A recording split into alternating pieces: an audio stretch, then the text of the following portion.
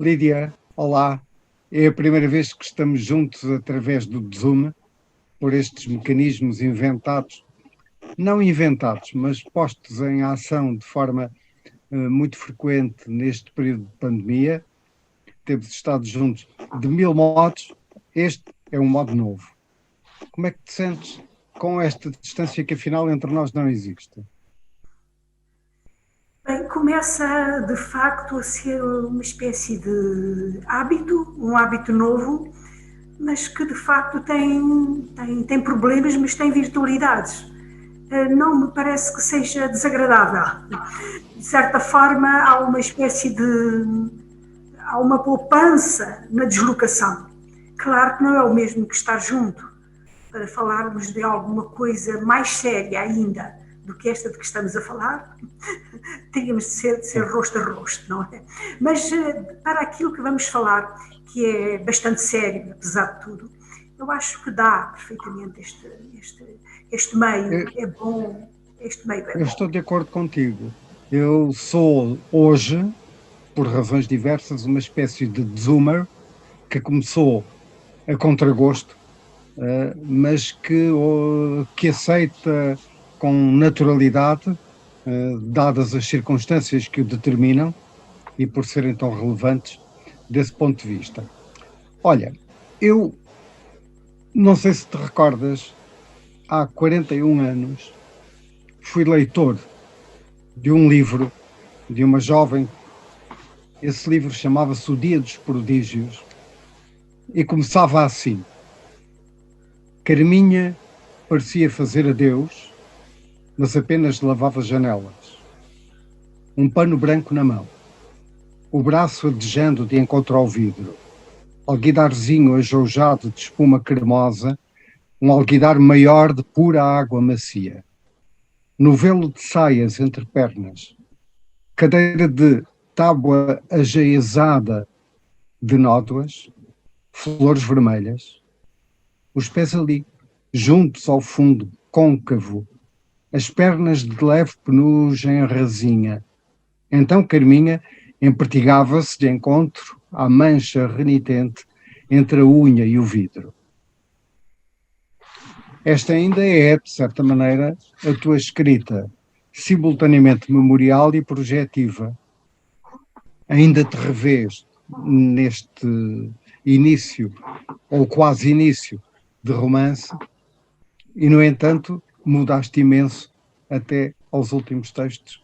Eu também tenho um para te ler mais à frente. Hum, Acho que acontece uma coisa que é curiosa, não é? É que há uma espécie de estranheza passado este tempo, mas ao mesmo tempo acho que tudo aquilo que depois eu escrevi, de certa forma, está anunciado aí.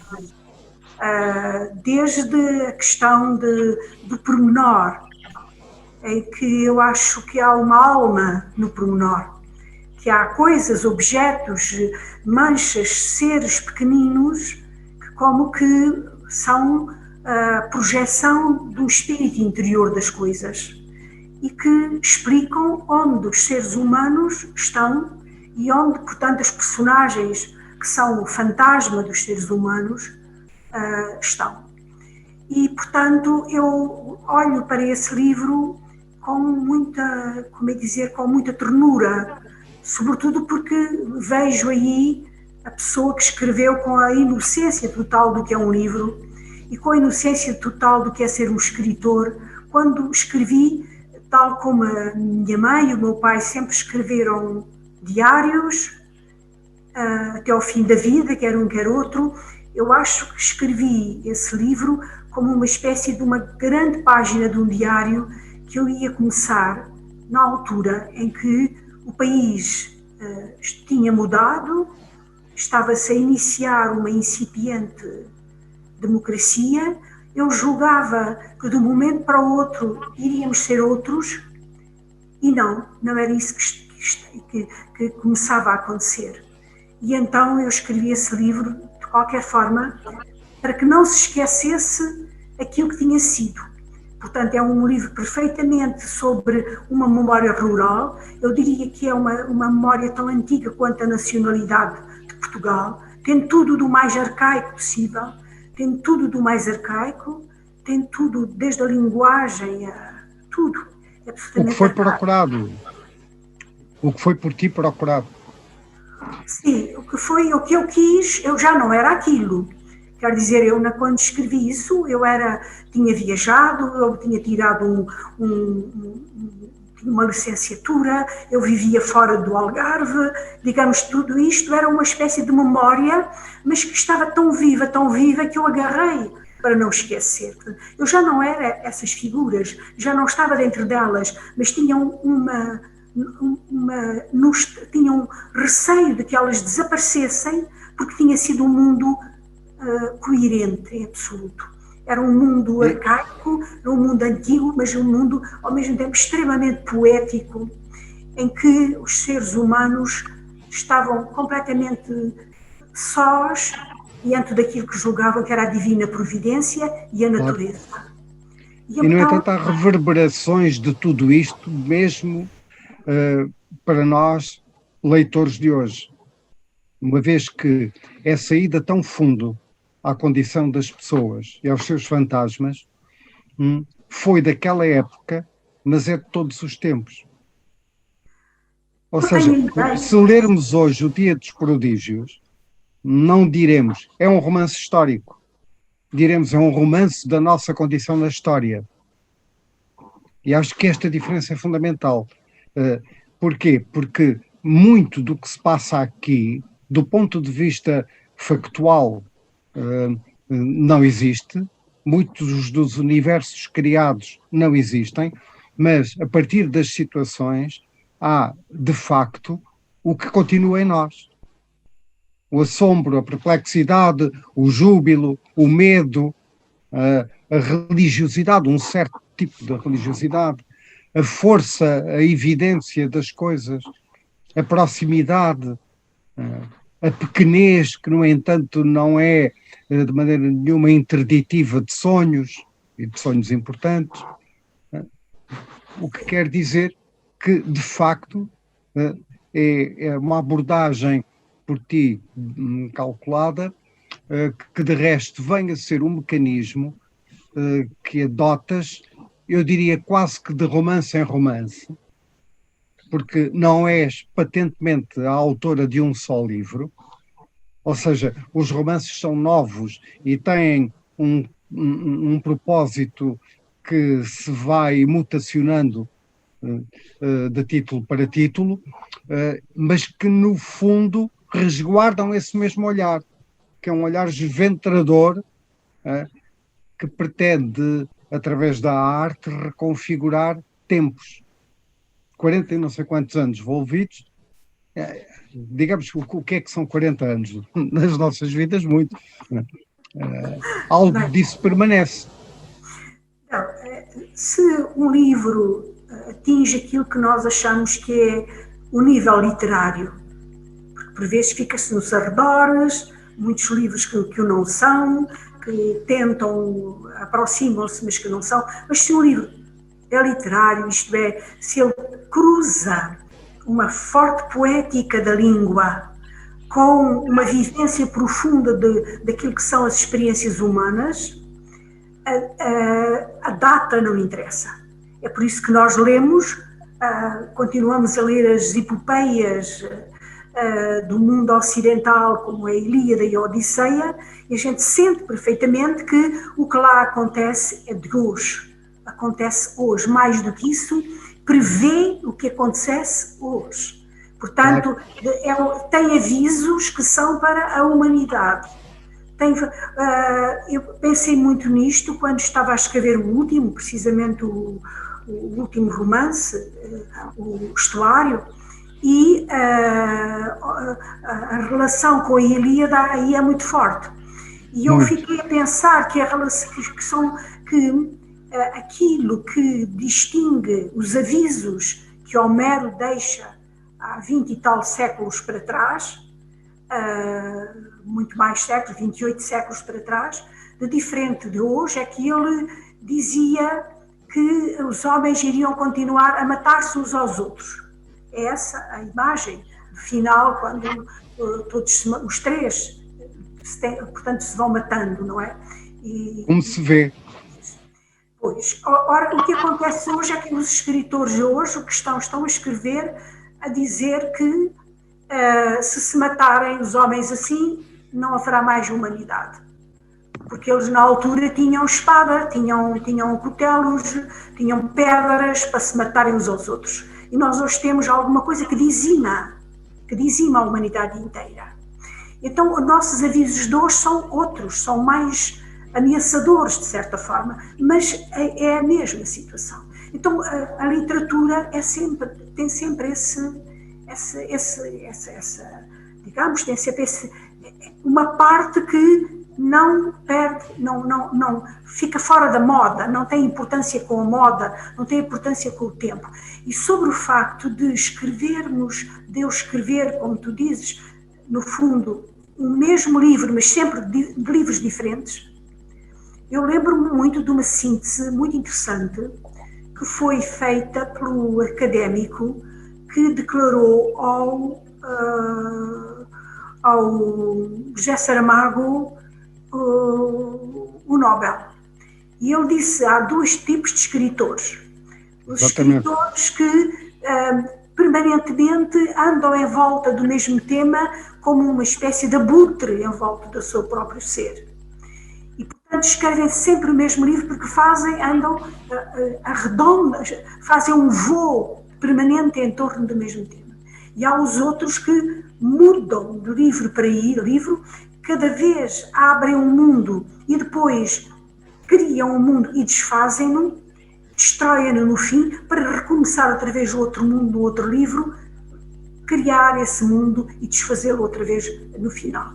E não há dúvida que os escritores podem ser colocados neste parâmetro, nestes dois parâmetros. Eu pertenço a este segundo grupo. É evidente, é isso que eu queria há bocado assinalar quando disse o que disse, porque nada contra os autores que vão estando à volta de um mesmo livro ao longo de todo um percurso, nada.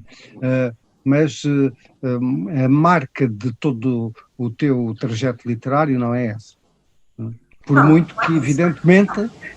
que evidentemente haja uma identidade que não é rompida, que não é quebrada ao longo de todo o tempo e de livro para livro.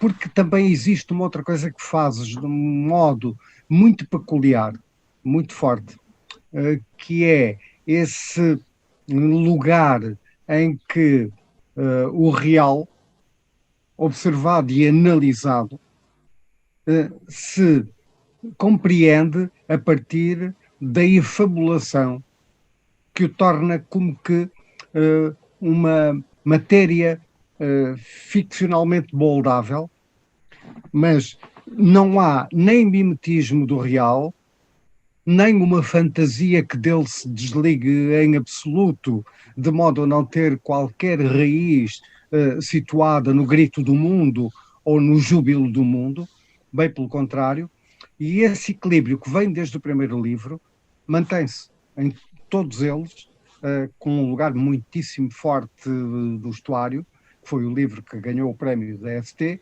mas igualmente noutros.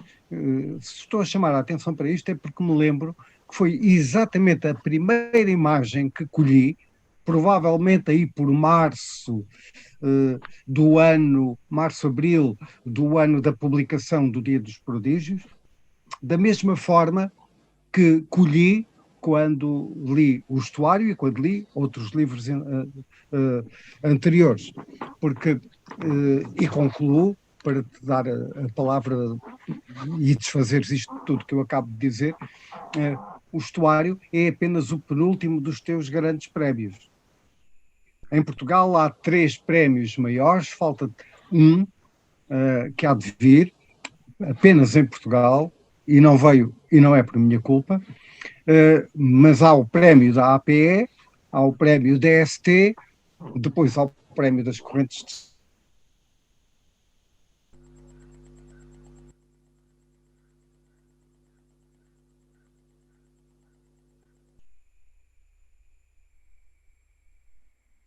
reconhecimento internacional muito importante, o último de Guadalajara, mas já antes, outros, acabaram por tornar esta marca autoral não só muito singular, mas muito reconhecida. Sentes isso? Sim, o que se passa é assim, por mais que a gente queira, há uma espécie de marca individual de cada escritor que, por mais que se queira ser outra coisa, não se consegue ser. Isso acontece muito quando os escritores admiram muito um determinado escritor e querem escrever como ele. Nunca se consegue. Aquilo que é nosso, que é íntimo, é como se nós tivéssemos uma forma e é muito difícil sair dela. E a minha forma... Os epígonos são sempre maus epígonos. São, sim, exato.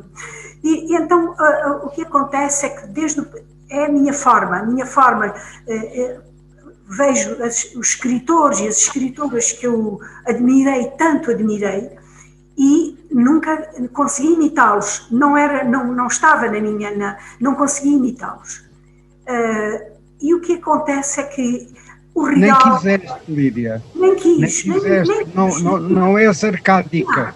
Não pertencerias à Arcádia Lusitana. Sim, pois, mas acontece que a gente percebe, por exemplo, muito bem como Virginia Woolf fez. À distância, sabe como fez. Primeiro, por honra e por digamos, honestidade artística, ninguém tenta imitar. Mas, por outro lado, mesmo que se quisesse ser um continuador, não é possível isso, porque há outra visão. E a minha visão é eu não consigo desembaraçar-me do real. O real, com aquilo que é o movimento humano, da vida humana, foi alguma coisa que me tocou desde tão cedo, sobretudo no movimento da relação amorosa, o encantamento das pessoas umas para as outras, e por outro lado a injustiça nos bens. Foi alguma coisa que me tocou quando eu era pequena, tão forte, tenho dito isso. Vivi num sítio onde havia um merceeiro que tinha duas balanças, uma balança para comprar e outra balança para vender. E isto, quando se é criança e se pergunta porquê, e se percebe que há uma população que aceita toda, porque não tem outro remédio, mas que vê perfeitamente que é injusto, que está sendo roubado, que está sendo explorado. Isso para uma criança que é mais ou menos sensível, toca. E eu comecei a pensar porquê os primeiros textos que eu escrevi tinham esse... São as perguntas que vêm de longe e ficam para sempre. Exato. Mas a verdade é que no palco que eu crio das figuras, e o palco para que eu chamo a linguagem, nesse palco eu não consigo reproduzir o real como ele é. Eu preciso de só me sinto bem se todas essas figuras entram numa espécie de estado de alucinação. Eu gosto de as ver de forma alucinada. Gosto de as ver voando, pondo alguma coisa de imaterial naquilo que é material. Portanto, alguma coisa que tem a ver com o mundo onírico. E tenho a ideia de que só trabalhando nesse domínio é que eu consigo dar o sentimento que eu sinto perante a realidade. Isto é, pego na realidade, transformo-a para que se volte à realidade. Portanto, é uma espécie para que a realidade seja mais real. Seja mais real, para que a realidade seja mais real, para que toque. E por isso, quando os livros terminam, eu nunca me importo se como termina uma história minha, não me importo. O que me importa é que no percurso, quem lê, portanto, no fundo que é a resposta àquilo que sou eu enquanto escrevo, que sinta uma leveza, que haja dois pesos. Um peso ou melhor, duas forças, um peso que chama para a terra, um peso que chama para cima. E isso é o balanço que eu procuro fazer nos meus livros. Ontem à noite eu estive a ver um excelente programa sobre a Gabriela Yansol, que é uma escritora que eu admiro profundamente, Profundamente. Não se pode admirar a não ser profundamente. Exatamente, profundamente, completamente. Há uma coerência absoluta. Artisticamente ela é íntegra até ao máximo, até ao osso do osso, não é? É de uma verdade artística absoluta. E eu estava a pensar, pertence a outra família. Aquela família, ela pertence, da família dos escritores puramente ontológicos. Xamânicos, alquímicos. Portanto, e eu tenho elementos desses, mas não consigo, nem procuro, porque não é o meu mundo, não procuro fazer daquela a minha matéria. Eu preciso de uma matéria aberta para outro lado. Quer dizer, a Gabriela Lençol, ela é do mais fraterno que existe com a criação inteira. Com a criação, com os seres humanos, com a evolução do mundo, com os sábios que morreram, com os historiadores que morreram, com os poetas que já não estão, como com os poetas presentes, ela é capaz de juntar tudo no mesmo tabuleiro e fazer disso alguma coisa de extraordinário. E apesar de tudo aquilo ser extraordinário, eu pertenço a outra família, sou de uma outra família. E, portanto, não posso sair da minha família. É uma família em que... Existem pontes, mas de facto há uma autonomia tua, como havia uma autonomia dela, que estabelecem uma diferenciação. São escritoras diferentes, indiscutivelmente. E, de facto, a Maria Gabriela impõe-se-nos em absoluto pela profundidade do seu olhar, por essa dimensão xamânica.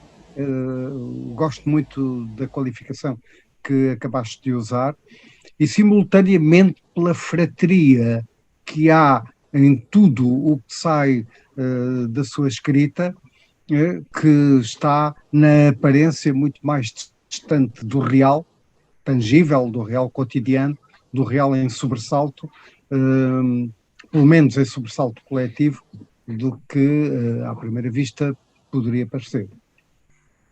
Sim, só que, exatamente, agora, eu gosto do teatro das figuras. A minha questão é, quer dizer, eu preciso de um teatro que se assemelhe com o teatro humano, com o teatro concreto. Mesmo nos romances, não apenas na dramaturgia. Não, porque o romance é um teatro, não é? É uma ação dramática, e eu vejo meus personagens muito assim. Tu há bocadinho leste o início do Dia dos Prodígios, mas o Dia dos Prodígios começa com uma frase, com uma espécie de declaração no início, que é um personagem levantou-se e disse: isto é uma história. E cada um dos personagens levanta-se e diz: isto é uma história. E depois, no final, diz: podem todos ficar nos seus postos, que nada de verdadeiro qualquer coisa assim, vai acontecer. Portanto, nada de terrível, nada vai acontecer. Portanto, estejam descansados, porque isto é uma história. E isso é uma espécie de preâmbulo a tudo que eu escrevo. Cada personagem levanta-se e diz: isto é uma história. E o outro levanta-se e diz: isto é uma história. E depois, nesse preâmbulo, eu digo: isto é apenas o breve tempo de uma demonstração. Cada um dos meus livros é isso. É uma demonstração. Começa-se e acaba-se desta forma, e agora eu quero demonstrar. E, em geral, o que eu quero demonstrar é isto. Eu tenho sede de um conhecimento que não está ao meu alcance. Tenho sede de palavras que não têm nenhuma língua. Até tens sede do incognoscível. Porque exatamente. Temos a noção de que o incognoscível existe. Exatamente. Que há uma coisa, não é? De que há uma coisa que não se sabe o que é, que não tem voz, que não tem voz para nós, não é? Que não sabemos nem que configuração, nem o que é, nem o que que está dentro de nós, mas possivelmente faz parte de toda a criação, de todo o universo, de toda a energia do mundo, não é? Mas que não se alcança. E isto, a literatura, a arte, toda a arte se calhar faz isso, não é? Mas a literatura reclama com as nossas palavras, não é? Reclama, e isso é o que eu faço com cada livro. Eu quero reclamar um conhecimento, uma sabedoria que não está. E penso que o gosto que eu tenho em colocar vozes tão diferentes, porque eu crio personagens muito diferentes de mim própria. Que gera um efeito de coralidade. Exato, quer dizer, enorme em cada livro. São livros corais, nesse sentido. Mesmo quando o personagem é um que diz eu, está permanentemente a dar voz a outros.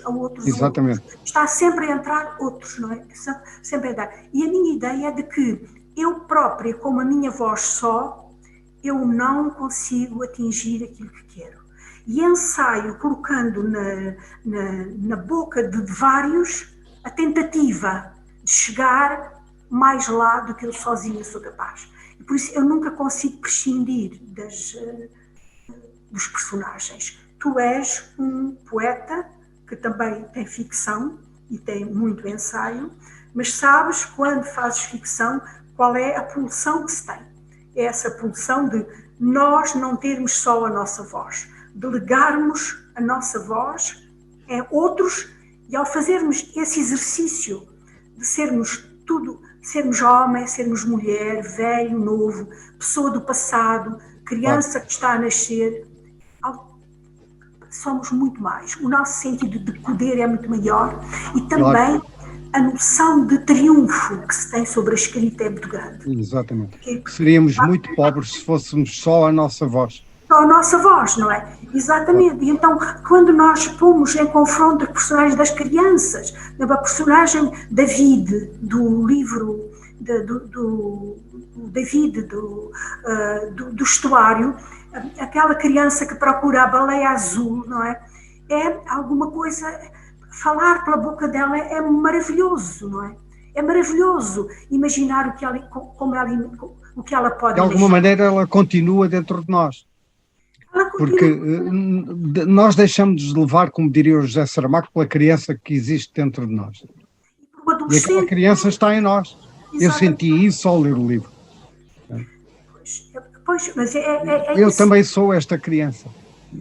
É isso mesmo. E isso eu acho que é um alimento extraordinário que nós, como escritores e como leitores, damos uns aos outros. Damos aos leitores uns aos outros, que é a possibilidade, através dos livros, de sermos múltiplos e de sermos possivelmente o mais puro que a gente tem, que é o de jogar connosco próprios com várias máscaras, não é?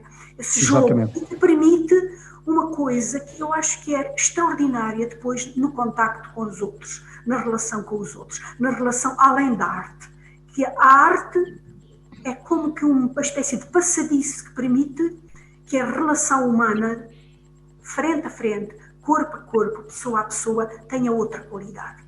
Porque a arte é um ensaio profundo para nós sentirmos como o outro, para percebermos o ponto de vista do outro. É como se o caminho para o outro fosse uma espécie de caminho para o eu que o outro não é. Exatamente, perfeitamente. Isso era como dizia a Clarice Lispector. Exatamente. Eu ia citar a Clarice porque ela dizia isto de uma maneira admirável, extraordinária. Sim. Mas tu dizes também. E ela, eu escrevi um texto sobre isso, precisamente. Exatamente porque eu ponho-me no sentido contrário. Ela diz que quando o outro, e no outro era eu, volta atrás e diz, o outro afinal sou eu. E eu digo, o meu movimento é o contrário.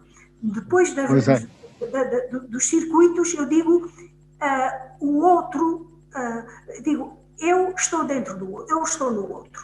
O meu movimento é o oposto. Eu estou dentro do outro.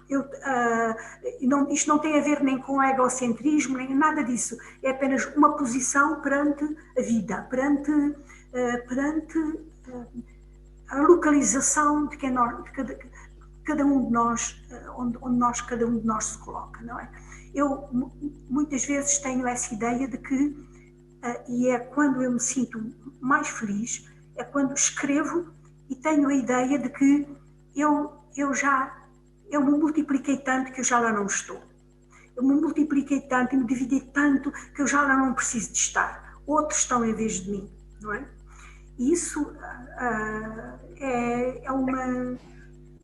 é uma ideia boa e eu digo, é uma ideia de triunfo. É uma ideia de triunfo que se tem, Claro, não é? claro.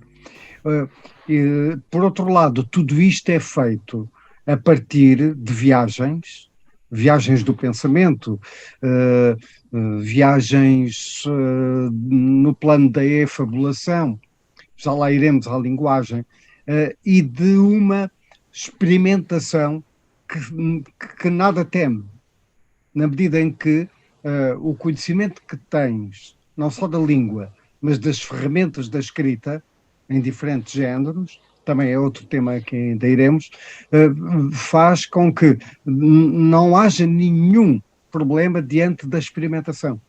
A experimentação estética, a experimentação de caminhos. Não há, porque a experimentação exige desperdício. E eu não tenho Exatamente. tempo. Quer dizer, a vida é para gastar. A nossa vida é para gastar. E o nosso tempo também é para gastar.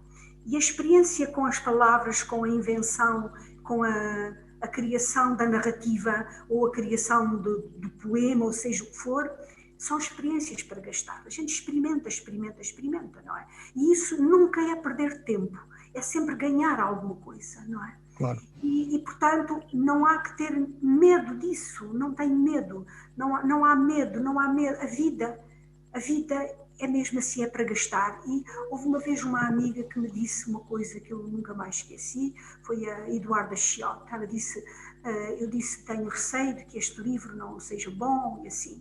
E a Eduarda Chiotte disse-me, que vergonha teres medo de falhar. Não se pode nunca ter medo de falhar. Falha-se, porque se falha, não é? Isso é alguma coisa que é muito importante. Subscreves, não é? Sim. Subscrevo-a. Sim. E essa é uma atitude que é com a escrita e que é com a vida. A vida é assim, quer dizer, a vida é um fósforo.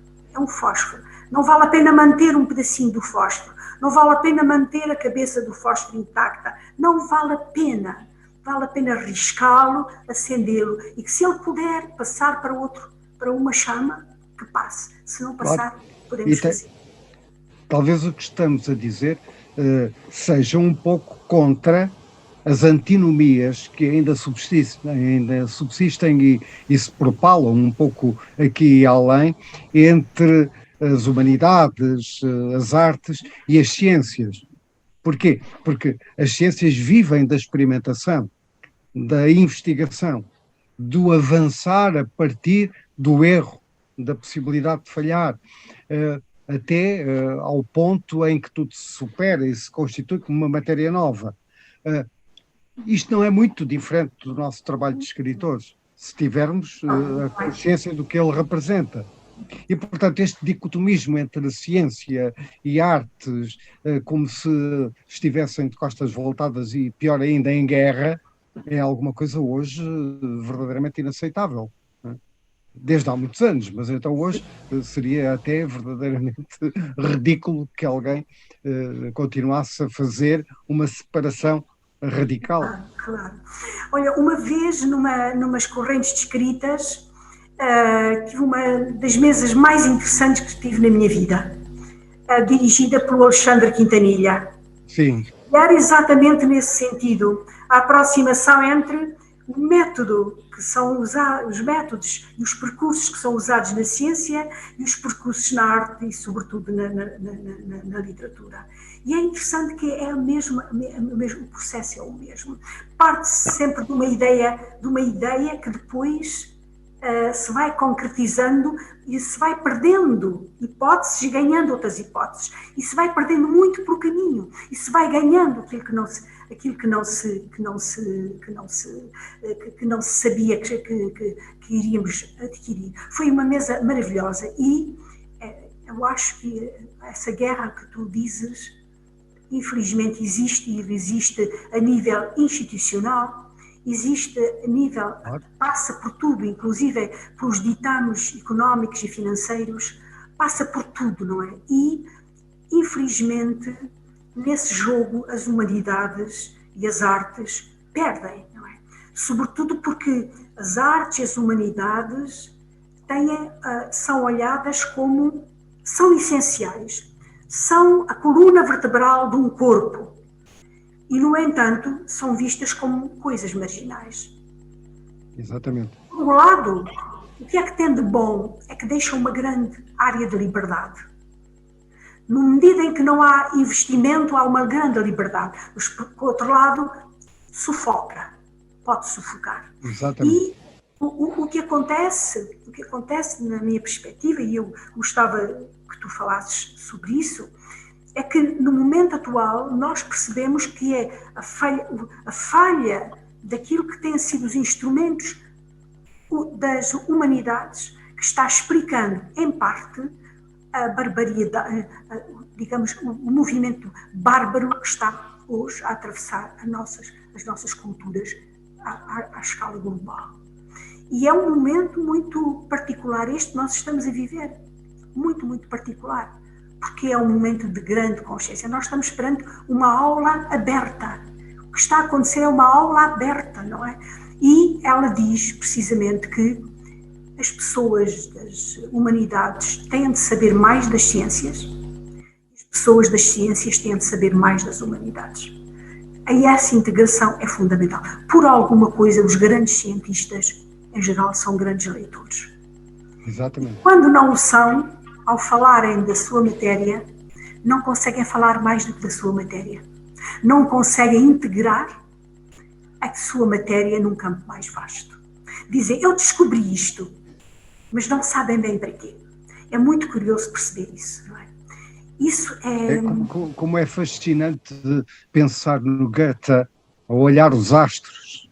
Exato. E a investigar e a criar uma verdadeira espécie de gramática do que era o espaço sideral, com todas as suas iluminações, com todas as suas obscuridades, a inexistência desta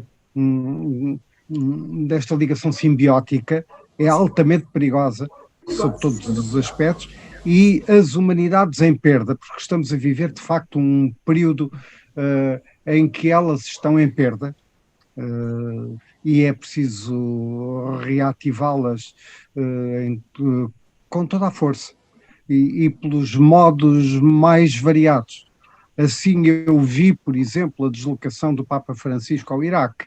Assim eu vejo, como certamente tu vês, as intervenções que, se não bastam com a trivialidade de uns quantos lugares comuns e que se não atrevem pelo caminho da descoberta permanente, do ir mais longe, da exigência, da autoexigência, do autorrefinamento, do ponto de vista ético, bem entendido, mas também do ponto de vista cultural, em sentido mais amplo, esta perda torna de facto o mundo mais bárbaro. Sem dúvida. Aliás, há uma perda de sofisticação da linguagem que vai a par da violência verbal. Violência verbal muitas vezes resulta de uma falta de sofisticação linguística, e essa falta de sofisticação que é argumentativa, que é do encontro das palavras exatas, resvala exatamente para a ameaça, para o insulto, para tudo isso. Nós temos neste momento um mapa mundi com os casos mais evidentes. Os casos mais evidentes estão aí, não é? Tende a nos fazer refletir sobre isso, sobre o que é que significa a biblioteca que tu tens aí atrás de ti, não é? O que é que significa uma biblioteca? Das coisas que mais me impressiona na questão do Zoom, dos Zooms que nós estamos todos a utilizar, é ver que as pessoas têm uma biblioteca atrás de si. Essa é alguma coisa que me toca profundamente e que me dá a ideia de que, sem querer, a nossa era valoriza estes objetos. Receio muito que daqui a alguns anos não esteja lá, e gostava que continuasse, que prevalecesse, não é? Porque significa que na passagem para uma outra época que estamos à beira, não deitámos pela janela fora aquilo que foi os objetos que nos fizeram assim, que nos deram os direitos humanos, que nos deram a alfabetização das sociedades, que nos deram a democracia, que nos deram aquilo que nós sentimos que é o contra a barbárie. E os livros são isso, são o símbolo de toda essa dádiva que os... Sabes que eu penso muitas vezes, eu penso muitas vezes que na minha posteridade, que dura 5 dias, provavelmente 5 dias e algumas horas, os livros falassem por mim. Estes que eu tenho aqui atrás, os milhares que estão pela casa, os que tenho noutros lugares, que fossem eles a falar por mim. Nessa breve posteridade a que terei direito, 4 dias e meio, 5 dias e meio, que fossem eles a falar por mim. Tal a importância decisiva, porque me formaram, porque me fizeram, com eles me fiz, neles me procurei, e isto não significa que esteja a esquecer as pessoas, esteja a esquecer aqueles com quem fiz o cotidiano, aqueles que me deram tanto do que sou. E não estou apenas a referir-me aos meus mestres, àqueles que são referências indeclináveis para mim, e que são muitos, felizmente.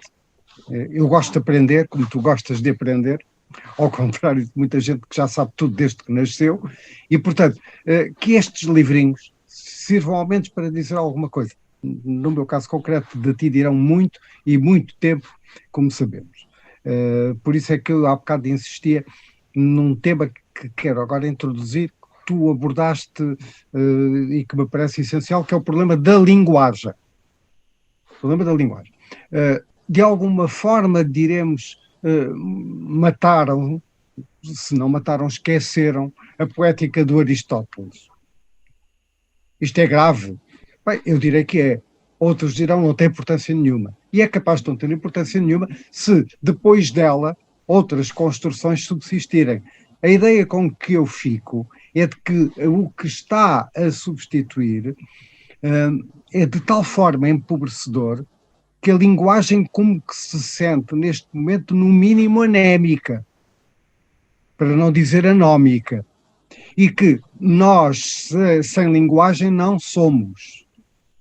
Nós, seres humanos, nós, escritores, então nem vale a pena tornar mais explícito o pensamento.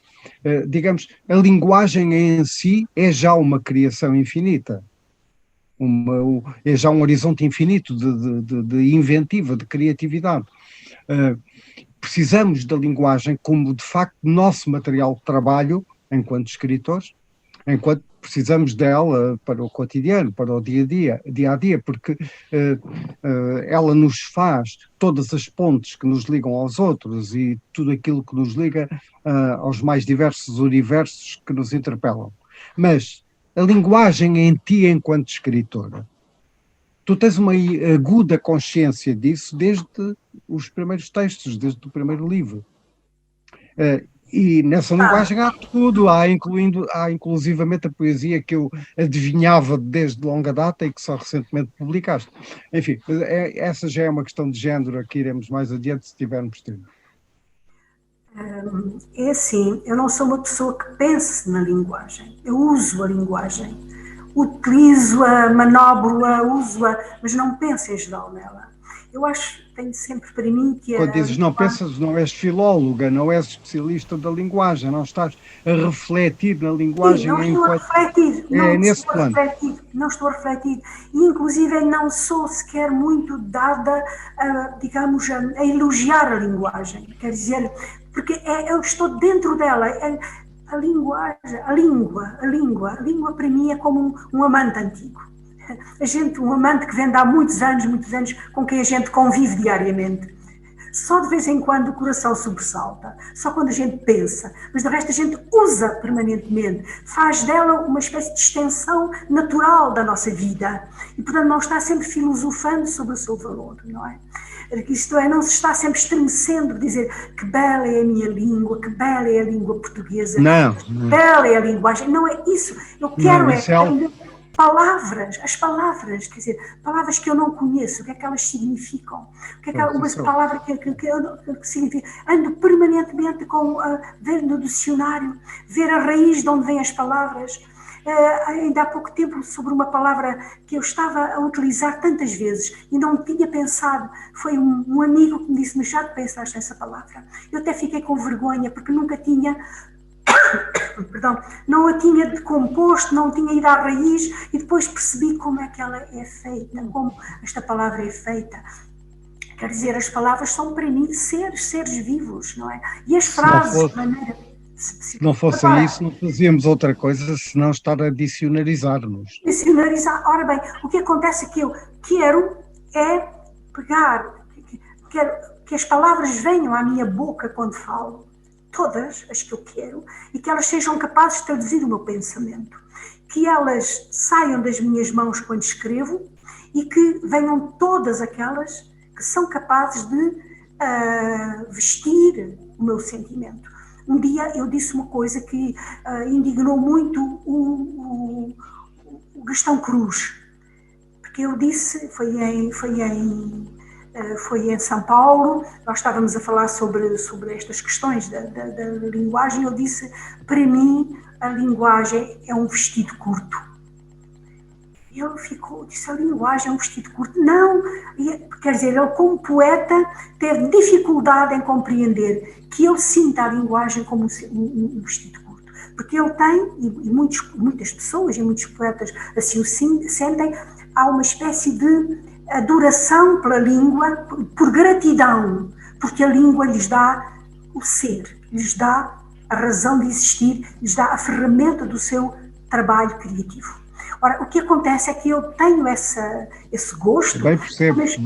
Sim, mas ao mesmo tempo eu tenho uma outra ideia, a ideia de que as palavras não são suficientes para o que eu quero dizer. E é por isso que eu uso tantas metáforas e por vezes fico com detalhes, porque eu tenho a ideia de que os sentimentos são muito mais vastos do que aquilo que a gente pode nomear. Basta entre o amor e a amizade, não há palavra intermédia. E, no entanto, entre o amor e a amizade há um escalão enorme de sentimentos. Depois veio o Freud e meteu o erotismo aí, e então as pessoas dizem, porque não sei o que, não é erotismo, porque o erotismo não domina a nossa vida toda. Quer dizer, o erotismo é importante, mas o sentido da vida, o sentido das coisas, é uma outra dimensão que o Freud não viu, não é? E que nós vivemos do sentido profundo das coisas. E a língua, diante da linguagem, é o que nós queremos é como se nós lhes pedíssemos, dá-me o sentido profundo das coisas, diz-me verdadeiramente o que é que nós sentimos, diz-me verdadeiramente que destino é este, o nosso, porque nascemos e porque morremos, porque amamos, porque sofremos, porque sonhamos. Nós estamos permanentemente a pedir à língua que nos diga isso, não é? E é porque não encontramos que nós escrevemos livros. Nós escrevemos livros à espera de encontrar, não é? Quanto maior for um livro, talvez menos a gente tenha encontrado pelo caminho a palavra. E então procura mais páginas e mais à procura desse momento de revelação, não é? Então tu perguntas-me da linguagem. Pois a linguagem é um instrumento que é indissociável. É uma viagem permanente. É uma viagem permanente, é uma viagem que está dentro e que nos vem de fora e que é permanente. Eu diria que é o nosso corpo ardendo. A linguagem é o nosso corpo ardendo. É uma bela metáfora. E isso, portanto, é mais do que é muito mais do que o dicionário que a gente tem na mão. Só que o dicionário tem coisas que a gente não sabe. E, portanto, há aqui uma espécie eu diria, uma espécie de bandarilhamo-nos permanentemente. Estamos perante o dicionário, perante todo o léxico que nós não dominamos, e ao mesmo tempo olhamos e dizemos: léxico, tu não tens tudo aquilo que eu quero dizer. Linguagem, de certo modo, não basta. Não basta, ela não basta. Não Então, basta. e por isso Por eu muito digo, amplo que seja o nosso por muito léxico. amplo que seja, exatamente. Daí o silêncio, a menos que ao silêncio chamemos de linguagem, o que também podemos fazer. Também podemos fazer. Por vezes ela não é? Quando ela não é morte, ela é a linguagem, não é? O silêncio é a linguagem, sim. Lídia, tu fizeste um percurso com experiências genológicas muito diversas. Escreveste contos, sobretudo romances, mas contos, teatro, peças magníficas para a infância, que se calhar muitas vezes se esquece e de que eu gostei muito na altura em que li, até porque me ajudam a ser pequeno, ajudam-me a ser miúdo, e isso faz-me muito bem. Ensaios, livros de não ficção, há um belo livro que no fundo nos pensa a todos, crónicas, como acaba de se ver com o último, penso que é o último que publicaste, poesia, já se estava à espera, e vou terminar a nossa conversa lendo um poema teu. Isto é já para tu ficares prevenida e de facto em estado de grande perplexidade por um lado, e não sei se de sofrimento, porque dirás assim, vai matar-me o poema, vai lê-lo de tal maneira que me destrói o poema. Dos grandes, Mas nós não temos a palavra em português. Estou a brincar. Exatamente. Não existe a palavra em português para dizer, não é? Não há. Nunca uso. Pois, não se sabe. O recitador, como dizia o Mário Viegas. Declamador não é, recitador não é, ator não é, é leitor. Leitor possuído. Leitor possuído.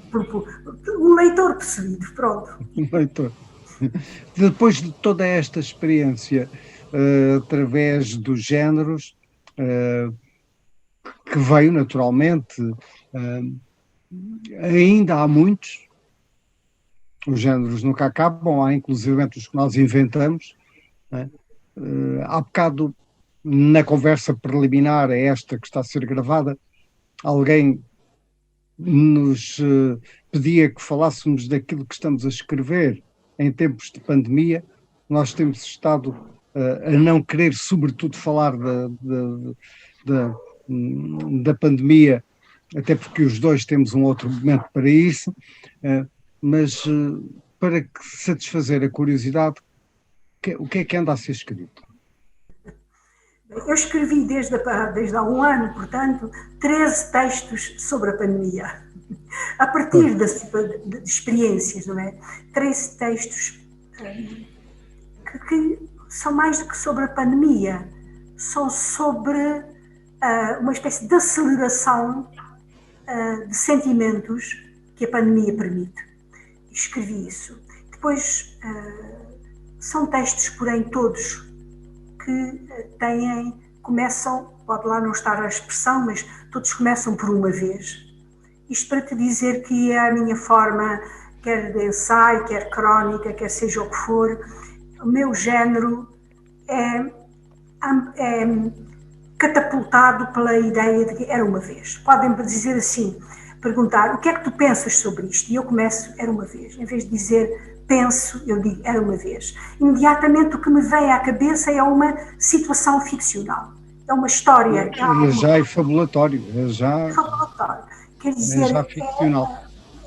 Essa é a minha forma de... Portanto, esses 13 textos, um deles é um poema, mas é um poema que começa por uma vez, tem uma história subjacente. Portanto, e tudo o que eu escrevo é assim, eu preciso desse núcleo dramático primitivo, de uma espécie de localização no tempo, de uma espécie de ação para eu me entender. Mesmo os ensaios que eu escrevo são esses textos, ensaios, não sei se posso chamar assim, textos ensaísticos. Eles partem sempre de uma forma visível ou invisível de uma ação, de uma situação. essa é a minha forma. E muito bem. Sobre, e sobre o que estou a escrever, é assim, estou tão emocionada com o que estou a escrever e ao mesmo tempo, mas é uma emoção que é cerebralizada naturalmente, que eu não consigo dizer uma única palavra sobre o que estou a escrever. Olha, eu gosto muito dessa resposta. Talvez nós os dois saibamos porquê. Sabemos porquê, pois. Os outros não entendem, mas também não faz mal. Há sempre essa dimensão das coisas. Eu vou ler um texto do livro de poesia que se chama exatamente o livro das tréguas, e com ele me vou despedir de ti neste espaço, uma vez que o tempo que nos foi concedido, não por Deus, mas por quem ex machina nos pôs em diálogo desta maneira, está chegado ao limite. Não sei se te lembras dele. Correio da tarde. Não sei o que hei de fazer com as nuvens. O que me dizem são passagens rápidas sobre as cidades e às vezes deixam chuva, outras sombras na paisagem. Mesmo assim, escrevem-nos palavras que leio como quem soletra pela primeira vez uma carta enviada de longe pelo pai, anunciando o seu regresso. Não trará fortuna, diz a carta, mas dará notícia da origem, está escrito na nuvem. Terá também consigo, dentro da mala de viagem, o anúncio da razão de ser. Vão e voltam grandes navios de sinais e levam a minha resposta. Peço eu. Quanto sei, quanto posso, quanto conheço, e de alguma coisa mais que ainda me sobeja, eu daria para poder ler o que vai escrito nas nuvens desta tarde sobre o espetáculo do primeiro vapor de água e sua fala ao mundo.